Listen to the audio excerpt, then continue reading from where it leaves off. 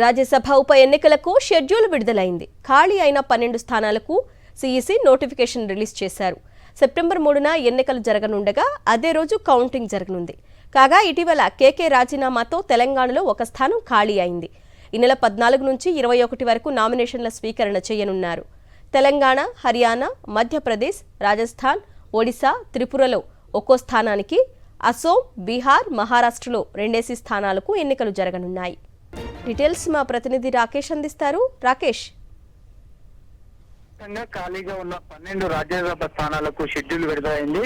ఈ నెల 21 నుంచి కూడా నామినేషన్ ప్రక్రియ మొదలు కాబోతోంది. 12 స్థానాలు గాను దేశవ్యాప్తంగా అందులో ఒక స్థానం తెలంగాణ నుంచి ఉంది. గతంలో బీఆర్ఎస్ నుంచి రాజ్యసభ ఎంపీగా ఎన్నికైన కేసీఆర్ గత కొద్ది రోజుల క్రితం కాంగ్రెస్ లో చేరి తన రాజ్యసభ స్థానానికి రాజీనామా చేశారు. దీంతో ఉప ఎన్నిక షెడ్యూల్ విడుదలైంది. ఈ నెల 21 నుంచి 27 వరకు కూడా ఈ యొక్క నామినేషన్ల ప్రక్రియ కొనసాగబోతా ఉంది. వచ్చే నెల 3న ఎన్నిక జరగబోతోంది. ఎమ్మెల్యే కోటాలో ఈ యొక్క రాజ్యసభ స్థానానికి ఎన్నిక ఉంది కాబట్టి ఖచ్చితంగా కాంగ్రెస్ పార్టీకి ఎక్కువ మంది ఎమ్మెల్యేలు ఉన్నారు కాబట్టి ఈ కాంగ్రెస్ ఖాతాలోనే ఈ యొక్క రాజ్యసభ స్థానం ఉండే అవకాశం కనిపిస్తా ఉంది. దేశవ్యాప్తంగా ఉన్న 12 స్థానాల్లో కూడా 11 స్థానాలు ఎన్డీఏ కూటమికి వెళ్ళదు, ఒక స్థానం కాంగ్రెస్ కి రాబోతుందని స్పష్టంగా కనిపిస్తా. ఒక స్థానం కూడా తెలంగాణ నుంచి కాంగ్రెస్ కి రాబోతా ఉంది.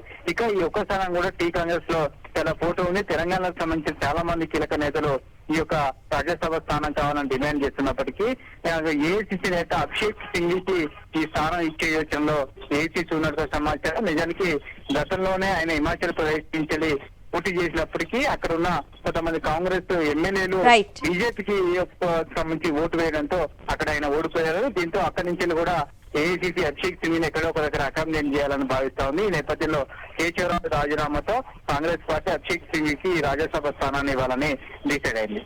Right Rakesh, thank you.